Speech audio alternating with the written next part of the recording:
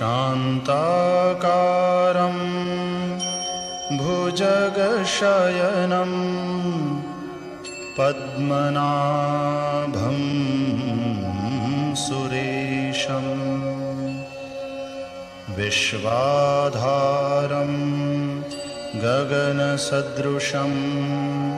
मेघवर्णं शुभांगं लक्ष्मीकान्तं कमलनयनं योगिभिर्ध्यानगम्यं वन्दे विष्णुं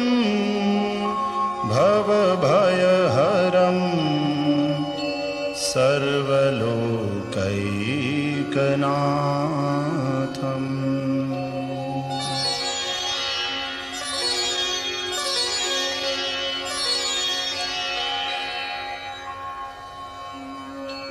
ओम श्री परमात्मने नमः। अथ श्री विष्णु सहस्रनाम स्तोत्रम् यस्य स्मरणमात्रेण जन्म संसार बन्धनात् विमुच्यते। नमस्तस्मै विष्णवे प्रभविष्णवे। नमः समस्तभूतानां आदिभूताय भूभृते अनेकरूपरूपाय विष्णवे प्रभविष्णवे। वैशम्पायन उवाच श्रुत्वा धर्मान् शेषेण पावनानि च सर्वशः युधिष्ठिरः शान्तनवम् पुनरेवाभ्यभाषत। युधिष्ठिर उवाच किमेकं दैवतं लोके किं वाप्येकं परायणं स्तुवन्तः कं कमर्चन्तः प्राप्नुयुर्मानवाः शुभम्। को धर्मः सर्वधर्माणां भवतः परमो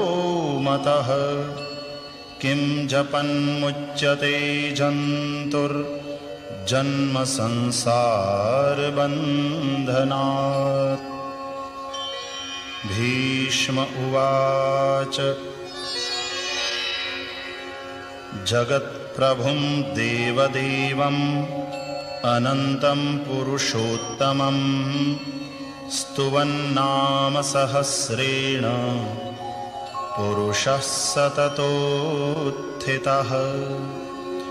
तमेव चार्चयन् नित्यं भक्त्या पुरुषमव्ययं ध्यायन् स्तुवन् नमस्यंश्च यजमानस्तमेव च। अनादिनिधनं विष्णुं सर्वलोकमहेश्वरं लोकाध्यक्षं स्तुवन्नित्यं सर्वदुःखातिगो भवेत्। ब्रह्मण्यं सर्वधर्मज्ञं लोकानां कीर्तिवर्धनं लोकनाथं महद्भूतं सर्वभूतभवोद्भवम्।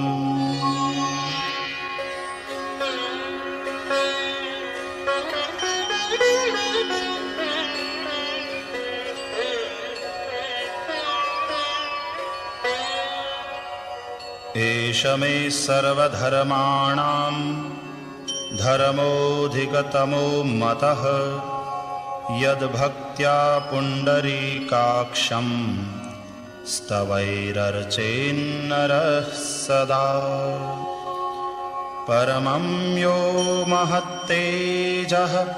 परमं यो महत्तपः परमं यो महद्ब्रह्म परमं यः परायणम्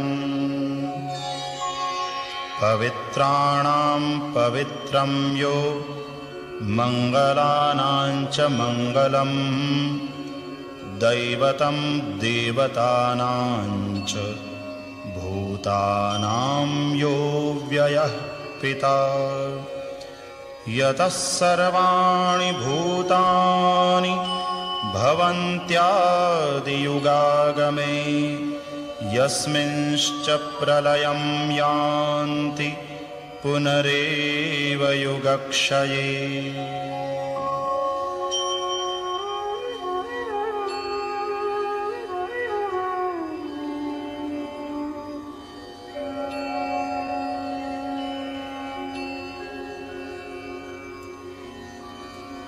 तस्य लोकप्रधानस्य जगन्नाथस्य भूपते विष्णोर्नाम सहस्रं मे शृणु पापभयापहम् यानि नामानि गौणानि विख्यातानि महात्मनः ऋषिभिः परिगीतानि तानि वक्ष्यामि भूतये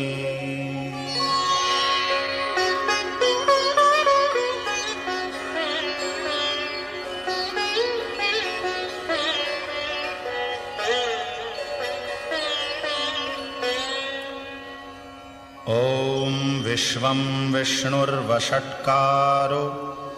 भूतभव्यभवत्प्रभुः भूतकृद्भूतभृद्भावो भूतात्मा भूतभावनः भूतात्मा परमात्मा च मुक्तानां परमा गतिः अव्ययः पुरुषः साक्षी क्षेत्रज्ञोऽक्षर एव च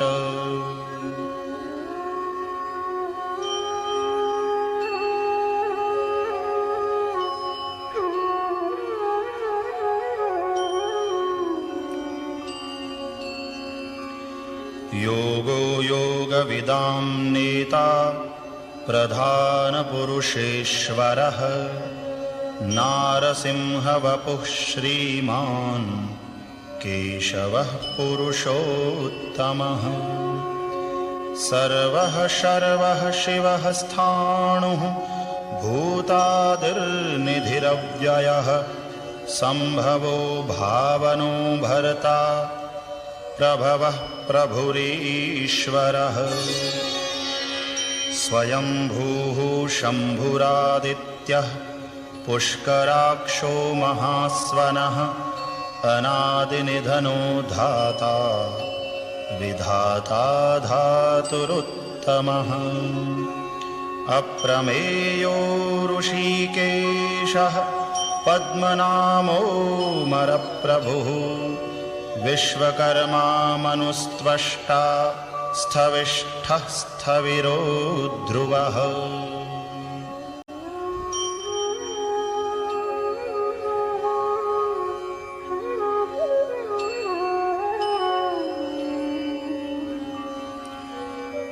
अग्राह्यः शाश्वतः कृष्णो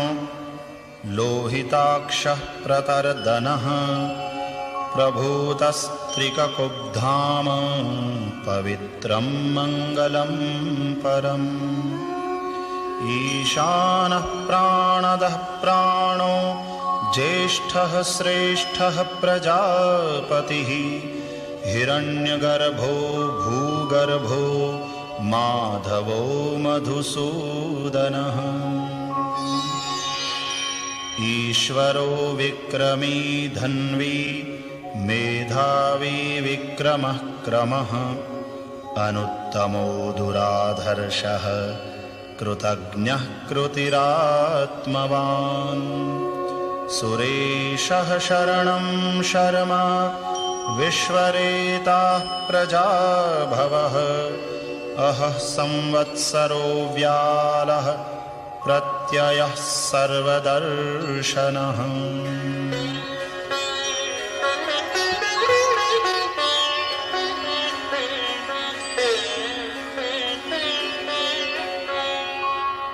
अजः सर्वेश्वरः सिद्धः सिद्धिः सर्वादिरच्युतः वृषा कपिरमेयात्मा सर्वयोगविनिःसृतः वसुर्वसुमनाः सत्यः समात्मा संमितः समः अमोघः पुण्डरीकाक्षो वृषकर्मा वृषाकृतिः रुद्रो बहुशिरा बभ्रुर्विश्वयोनिः शुचिश्रवाः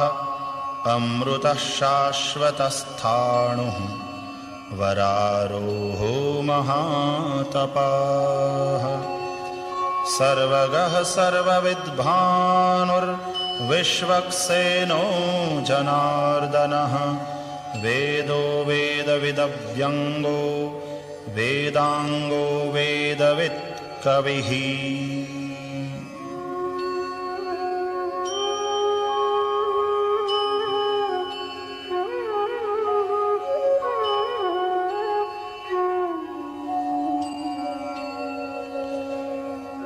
लोकाध्यक्षः सुराध्यक्षो धर्माध्यक्षः कृताकृतः चतुरात्मा चतुर्व्यूहः चतुर्द्रंष्ट्रश्चतुर्भुजः भ्राजिष्णुर्भोजनं भोक्ता सहिष्णुर्जगदादिजः अनघो विजयो जेता विश्वयोनिः पुनर्वसुः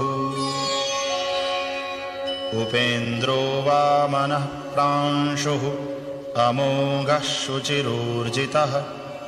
अतीन्द्रः संग्रहः सर्गो धृतात्मा नियमो यमः वेद्यो वैद्यः सदा योगी वीरः माधवो मधुः अतीन्द्रियो महामायो महोत्साहो महाबलः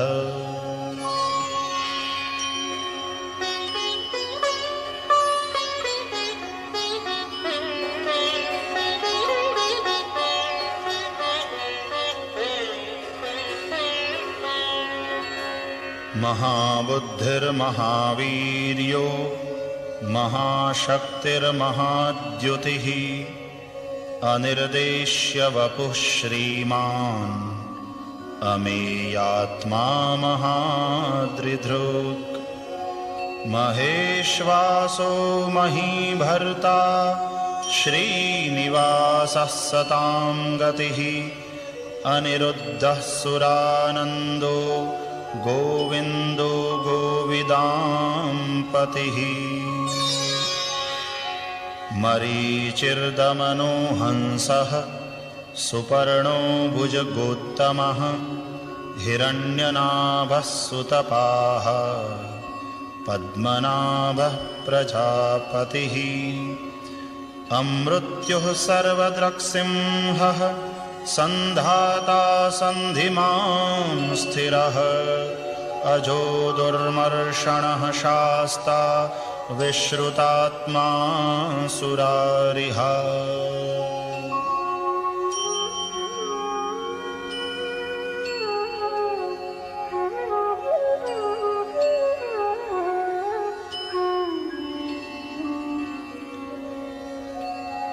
गुरुर्गुरुतमो धाम सत्यः सत्यपराक्रमः निमिषो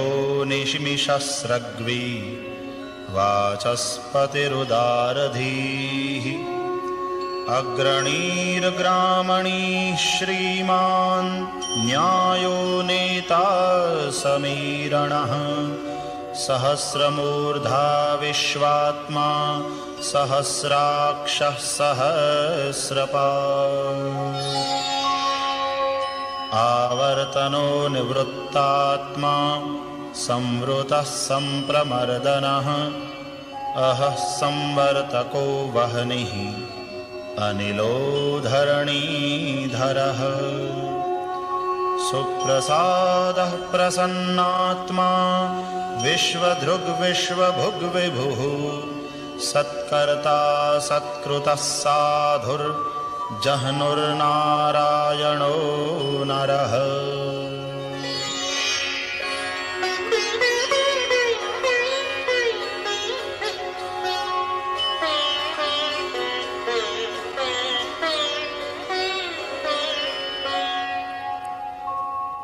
असंख्येयो प्रमेयात्मा विशिष्टः शिष्टकृच्छुचिः सिद्धार्थः सिद्धसंकल्पः सिद्धिदः सिद्धिसाधनः। वृषा हि वृषभो विष्णुर्वृषपर्वा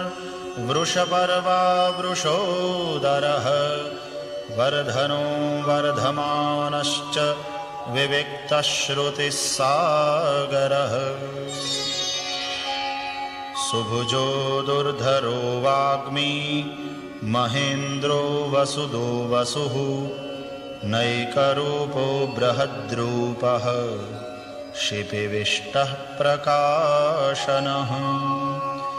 ओजस्तेजोद्युतिधरः प्रकाशात्मा प्रतापनः रुद्धः स्पष्टाक्षरो मन्त्रः चन्द्रांशुर्भास्करद्युतिः।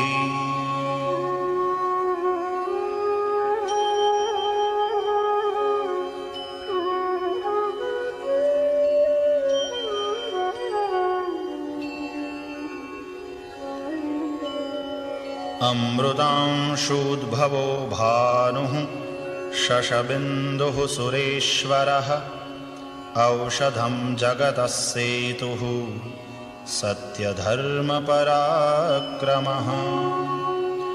भूतभव्यभवन्नाथः पवनः पावनो नलः कामः कामकृत्कान्तः कामः कामप्रदः प्रभुः। युगादिकृद्युगावर्तो नैकमायो महाशनः अदृश्यो व्यक्तरूपश्च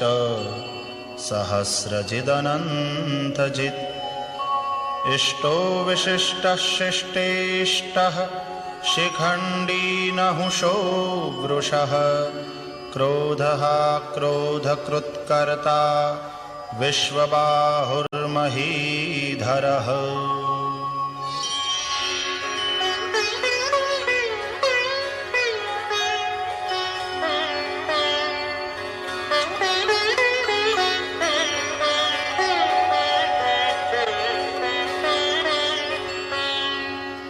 अच्युतः प्रथितः प्राणः प्राणदो वासवानुजः अपान्निधिरधिष्ठानम् अप्रमत्तः प्रतिष्ठितः। स्कन्दः स्कन्दधरो धुर्यो वरदो वायुवाहनः वासुदेवो बृहद्भानुः आदिदेवः पुरन्दरः। अशोकस्तारणस्तारः शूरः शौरिर्जनेश्वरः अनुकूलः शतावर्तः पद्मी पद्मनिभीक्षणः। पद्मनाभोरविन्दाक्षः पद्मगर्भः शरीरभृत् महर्धिरुद्धो वृद्धात्मा महाक्षो गरुडध्वजः।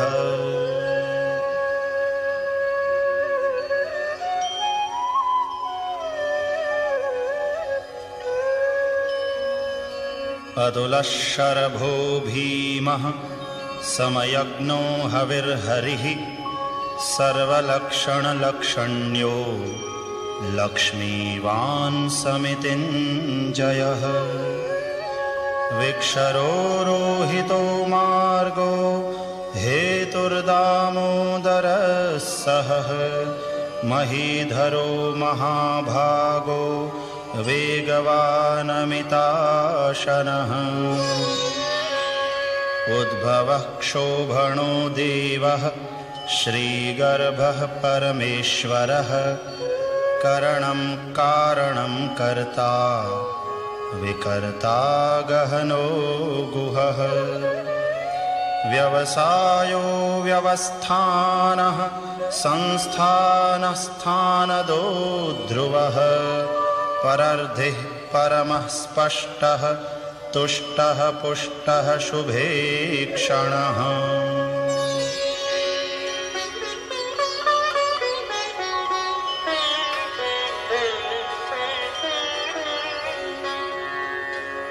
रामो विरामो विरजो मार्गो नेयो नयो नयः वीरः शक्तिमतां श्रेष्ठो धर्मो धर्मविदुत्तमः वैकुण्ठः पुरुषः प्राणः प्राणदः प्रणवः पृथुः हिरण्यगर्भः शत्रुघ्नो व्याप्तो वायुरधोक्षजः ऋतुः सुदर्शनः कालः परमेष्ठी परिग्रहः उग्रः संवत्सरो दक्षो विश्रामो विश्वदक्षिणः विस्तारस्थावरस्थाणुः प्रमाणं बीजमव्ययम् अर्थोऽनर्थो महाकोशो महाभोगो महाधनः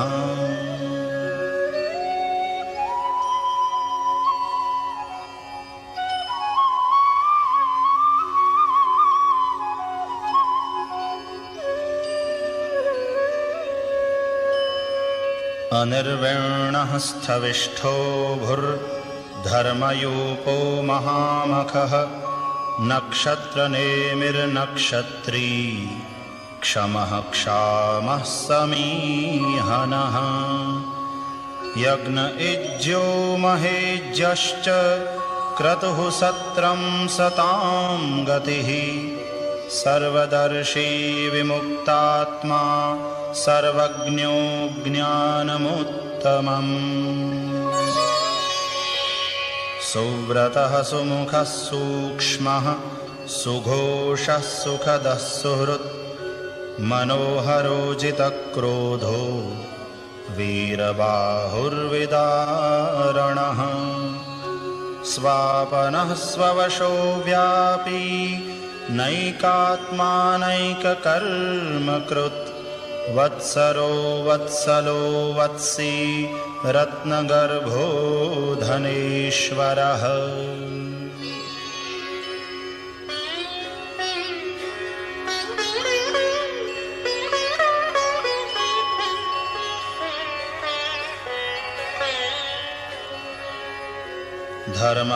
धर्मगुप्धर्मकृद्धर्मी सदसत्क्षरमक्षरम् अविज्ञाता सहस्रांशुः विधाता कृतलक्षणः गभस्तिनेमिः सत्त्वस्थः सिंहो भूतमहेश्वरः आदिदेवो महादेवो देवेशो देवभृद्गुरुः उत्तरो गोपतिर्गोप्ता ज्ञानगम्यः पुरातनः शरीरभूतभृद्भोक्ता कपीन्द्रो भूरिदक्षिणः सोमपोऽमृतपः सोमः पुरुजित्पुरुषोत्तमः विनयो जयः सत्यसन्धो दाशार्हः सात्वतां पतिः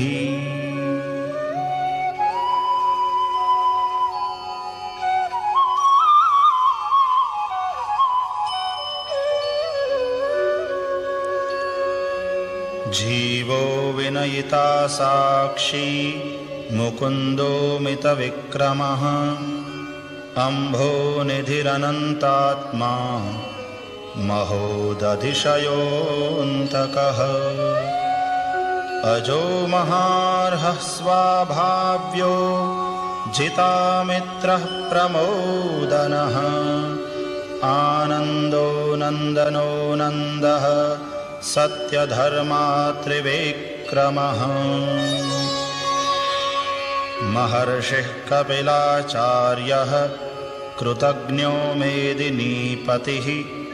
त्रिपदस्त्रिदशाध्यक्षो महाशृङ्गः कृतान्तकृत् महावराहो गोविन्दः सुषेणः कनकाङ्गदी गुह्यो गभीरो गहनो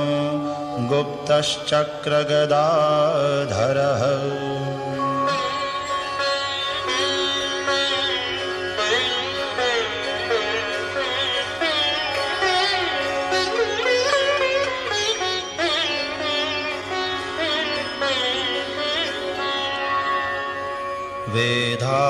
वेदास्वाङ्गोजितः कृष्णो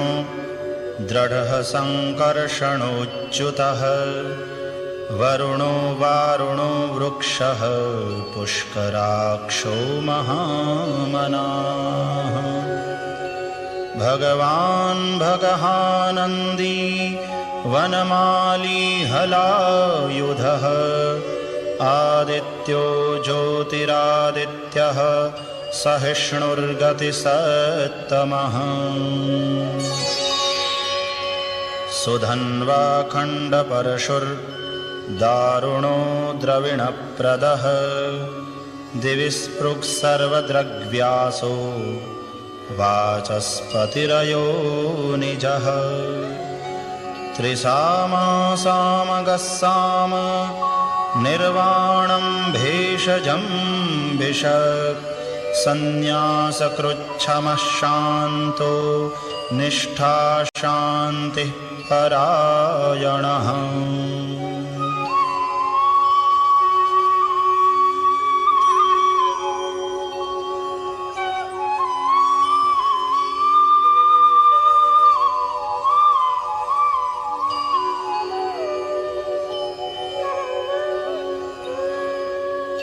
शुभांगः शान्तिदः स्रष्टा कुमुदः कुवलेशयः गोहितो गोपतिर्गोप्ता वृषभाक्षो वृषप्रियः अनिवर्ते निवृत्तात्मा संक्षेप्ताक्षेमकृच्छिवः श्रीवत्सवक्षाः श्रीवासः श्रीपतिः श्रीमताम्बरः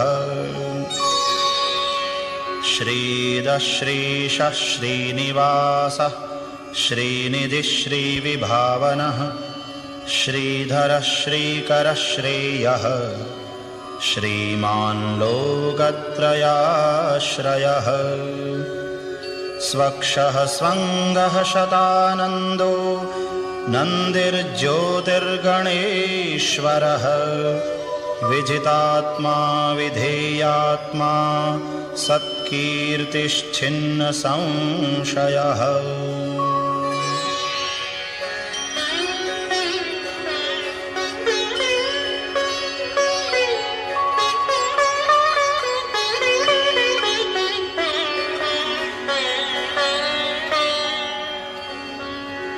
उदीर्णः सर्वतश्चक्षुः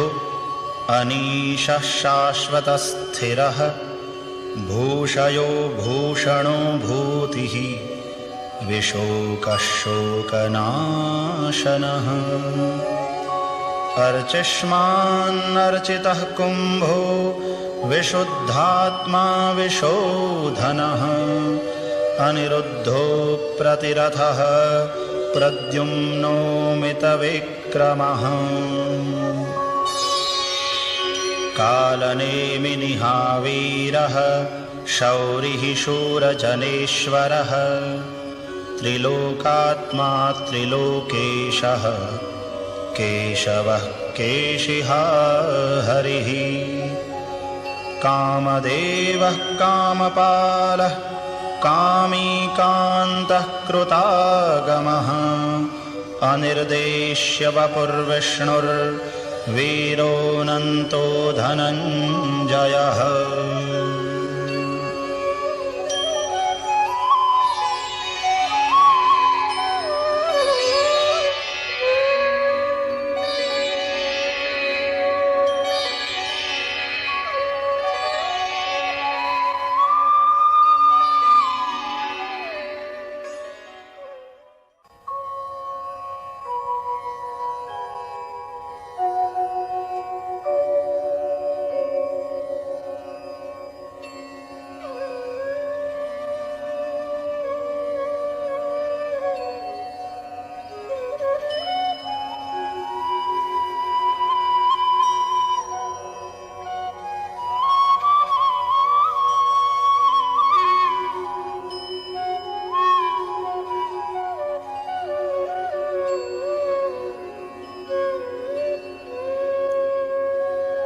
ब्रह्मण्यो ब्रह्मकृद्ब्रह्मा ब्रह्म ब्रह्मविवर्धनः ब्रह्मविद्ब्राह्मणो ब्रह्मी ब्रह्मज्ञो ब्राह्मणप्रियः महाक्रमो महाकर्मा महातेजा महोरगः महाक्रतुर्महायज्वा महायज्ञो महाहविः स्तव्यस्तवप्रियस्तोत्रम् स्तुतिस्तोतारणप्रियः पूर्णः पूरयिता पुण्यः पुण्यकीर्तिरनामयः मनोजवस्तीर्थकरो वसुरेता वसुप्रदः वसुप्रदो वासुदेवो वसुर्वसुमना हविः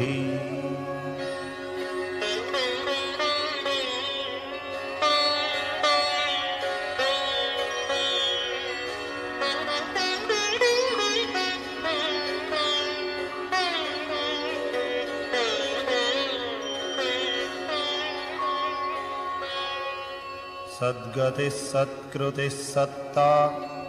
सद्भूतिः सत्परायणः शूरसेनो यदुश्रेष्ठः सन्निवासः सुयामुनः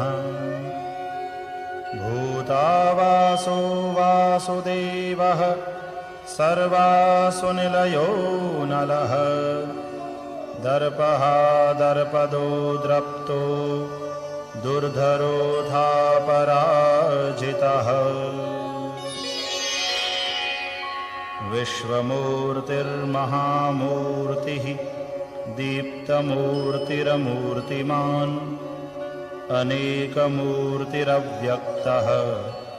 शतमूर्तिः शताननः एकोनैकः सवहकः किं यत्तत्पदमनुत्तमम् लोकबन्धुर्लोकनाथो माधवो भक्तवत्सलः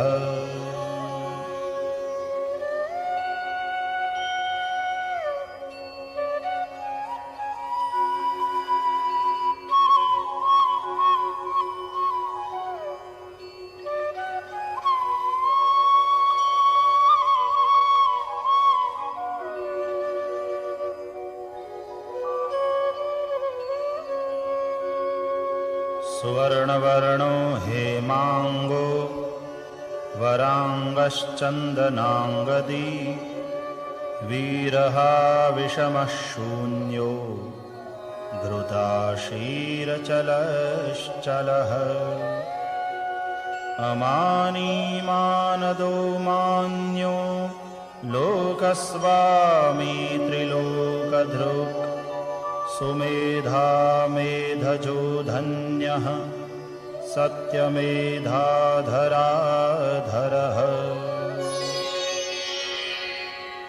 तेजो वृषोद्युतिधरः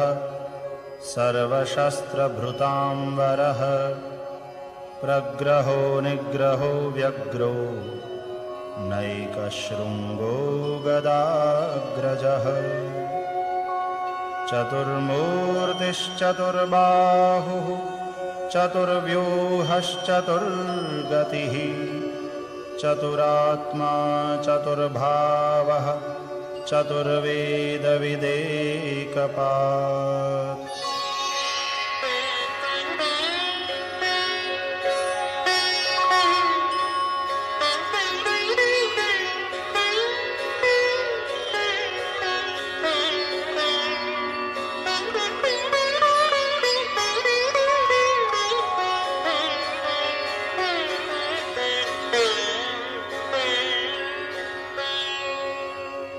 समावर्तो निवृत्तात्मा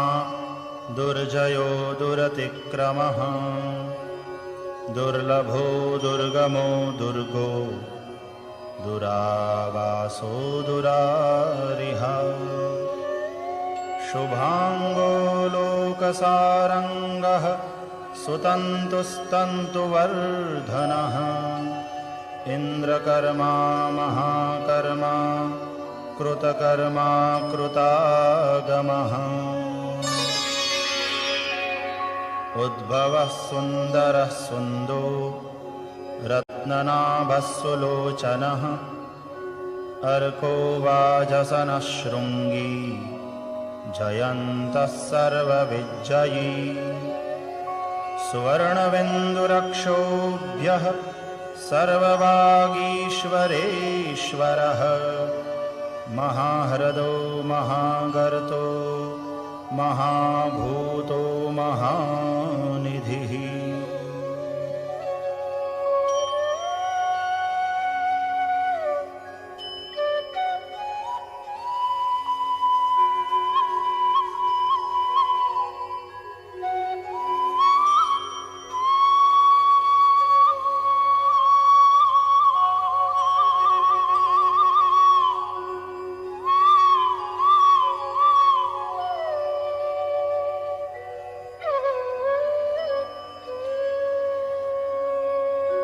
कुमुदः कुन्दरः कुन्दः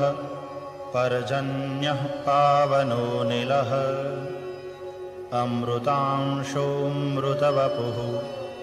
सर्वज्ञः सर्वतोमुखः सुलभः सुव्रतः सिद्धः शत्रुजिच्छत्रुतापनः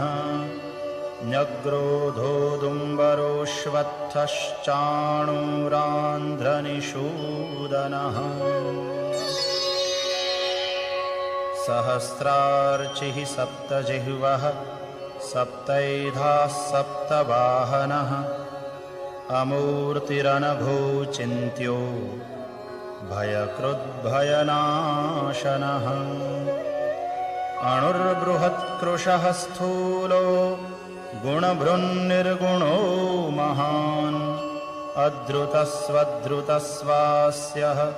प्राग्वंशो वंशवर्धनः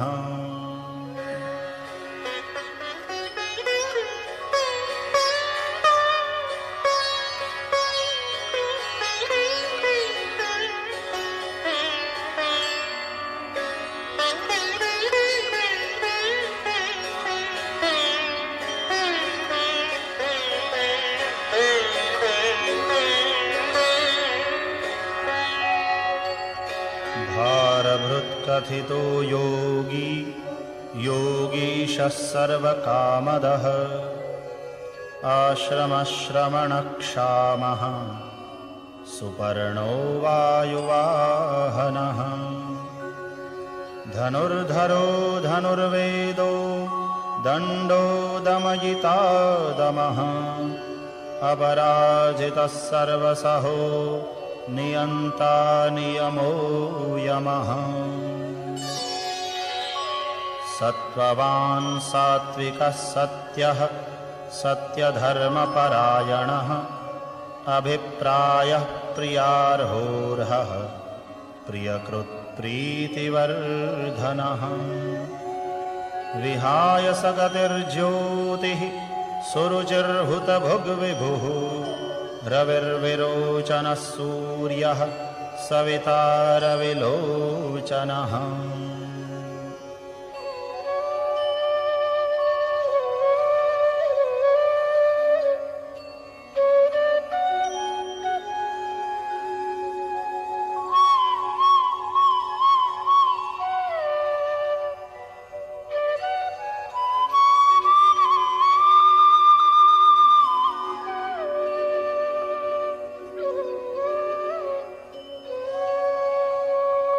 अनन्तो हुतभुग्भोक्ता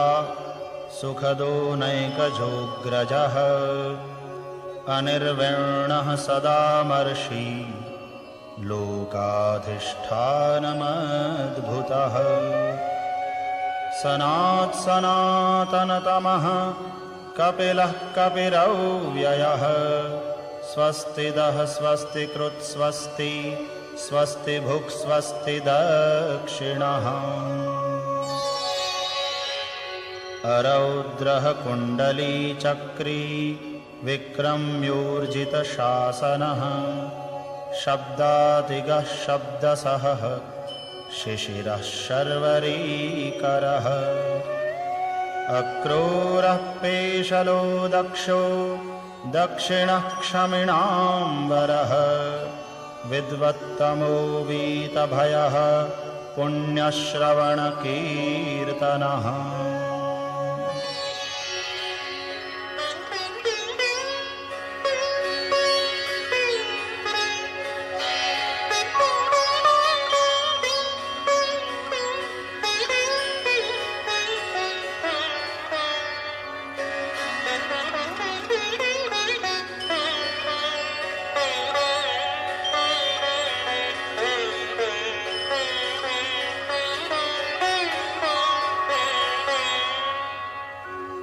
उत्तारणो दुष्कृतिः पुण्यो दुःस्वप्ननाशनः वीरः रक्षणः सन्तो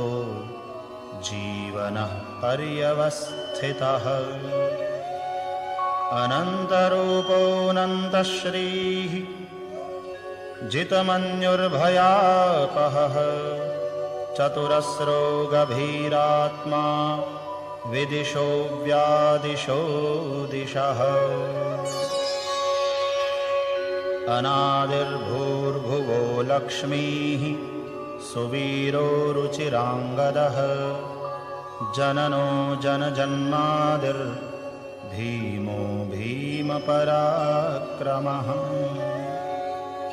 आधारनिलयो धाता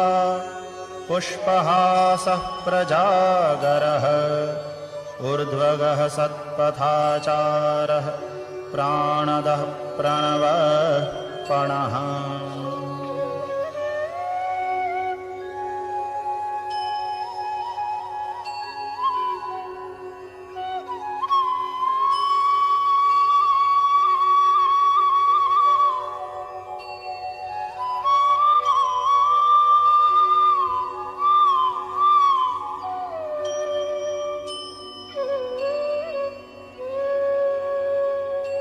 प्रमाणं प्राणनिलयः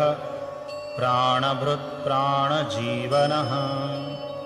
तत्त्वं तत्त्वविदेकात्मा जन्ममृत्युजरातिगः भूर्भुवस्वस्तरुस्तारः सविता प्रपितामहः यज्ञो यज्ञपतिर्यज्वा यज्ञाङ्गो यज्ञवाहनः यज्ञभृद्यज्ञकृद्यज्ञी यज्ञभुग्यज्ञसाधनः यज्ञान्तकृद्यज्ञगुह्यम् अन्नमन्नादयेव च आत्मयोनिस्वयं जातो वैखानः सामगायनः देवकीनन्दनः स्रष्टा क्षितीशः पापनाशनः शङ्खभृन्नन्दकी चक्री शार्ङ्गधन्वा गदाधरः रथाङ्गपाणिरक्षोभ्यः सर्वप्रहरणायुधः सर्वप्रहरणायुध ॐ नम इति।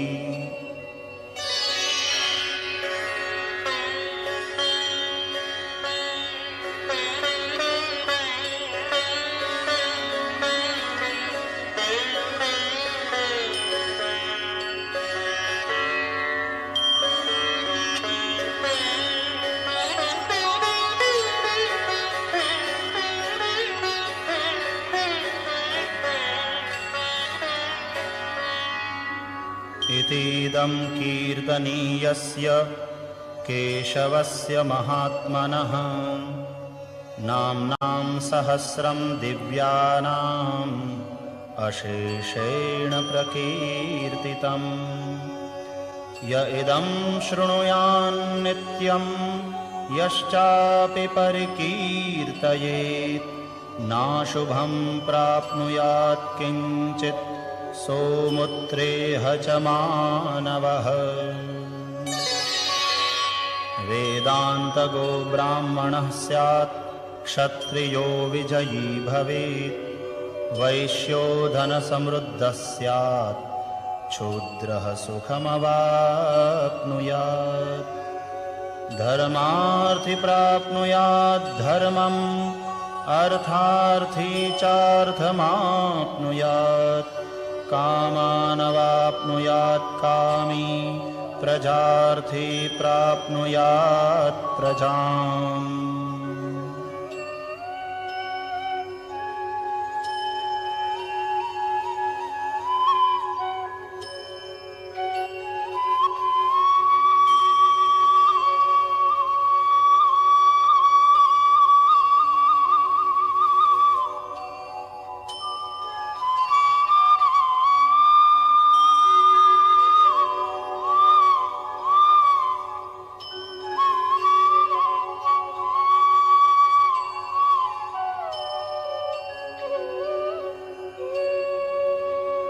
भक्तिमान्यः सदोत्थाय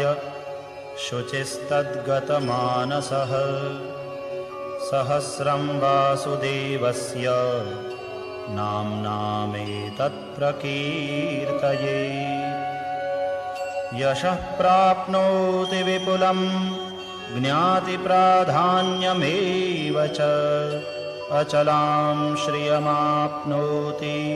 श्रेयः प्राप्नोत्यनोत्तमम् न भयं क्वचिदाप्नोति वीर्यं तेजश्च विन्दति भवत्यरोगोद्युतिमान् बलरूपगुणान्वितः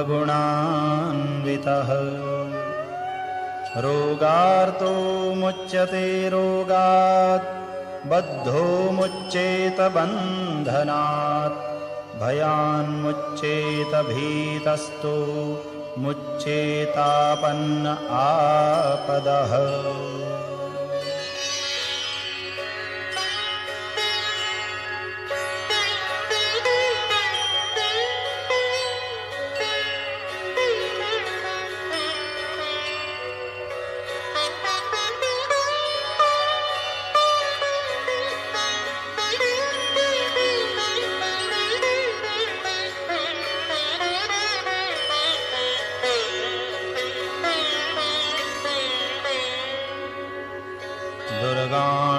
दुर्गाण्यतितरत्याशु पुरुषः पुरुषोत्तमं स्तुवन्नाम सहस्रेण नित्यं भक्तिसमन्वितः वासुदेवाश्रयो मर्त्यो वासुदेवपरायणः सर्वपापविशुद्धात्मा याति ब्रह्म सनातनम् न वासुदेव भक्तानाम् अशुभं विद्यते क्वचित् जन्म मृत्युजरा व्याधि भयं नैवोपजायते इमं स्तवमधीयानः श्रद्धा भक्तिसमन्वितः युज्येतात्मसुखक्षान्ति श्रीधृतिस्मृतिकीर्तिभिः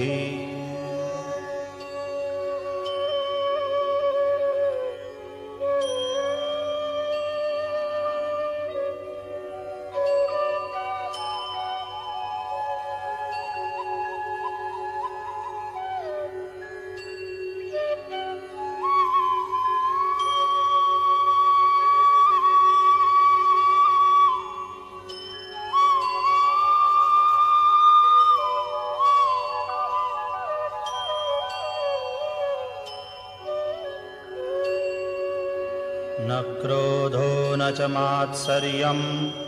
न लोभो नाशुभा मतिः भवन्ति कृतपुण्यानां भक्तानां पुरुषोत्तमे द्यौः स चन्द्रार्कनक्षत्रा खं दिशो भुर्महो दधिः वासुदेवस्य वीर्येण विधृतानि महात्मनः ससुरासुरगन्धर्वं सयक्षोरगराक्षसं जगद्वशे वर्ततेदं कृष्णस्य सचराचरम् इन्द्रियाणि मनोबुद्धिः सत्त्वं तेजो बलं धृतिः वासुदेवात्मकान्याहुः क्षेत्रं क्षेत्रज्ञ एव च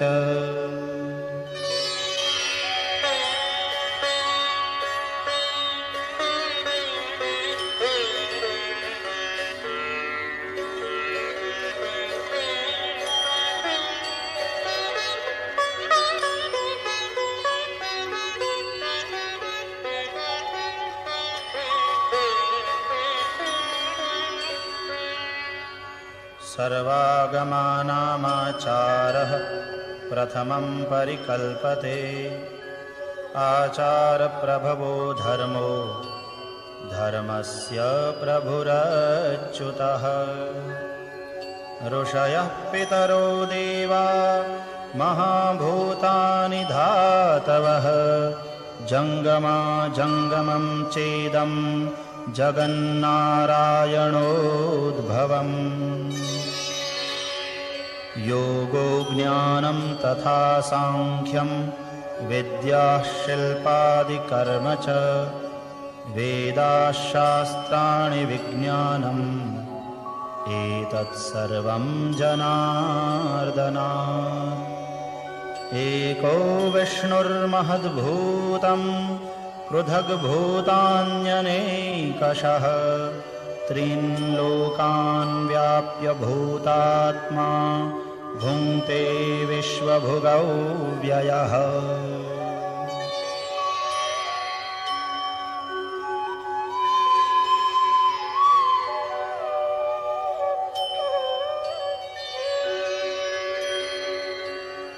इमं स्तवं भगवतो विष्णोर्व्यासेन कीर्तितं पठेद्य इच्छेत् पुरुषः श्रेयः प्राप्तुं सुखानि च विश्वेश्वरमजं देवं जगतः प्रभवाप्ययं भजन्ति ये पुष्कराक्षं न ते यान्ति पराभवम्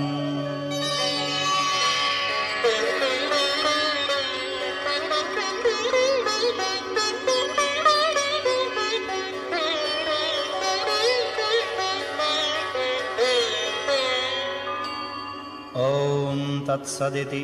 श्रीमहाभारते शतसाहस्र्यां संहितायां वैयासिक्याम् आनुशासनिके पर्वणि भीष्मयुधिष्ठिरसंवादे श्रीविष्णोर्दिव्यसहस्रनामस्तोत्रम्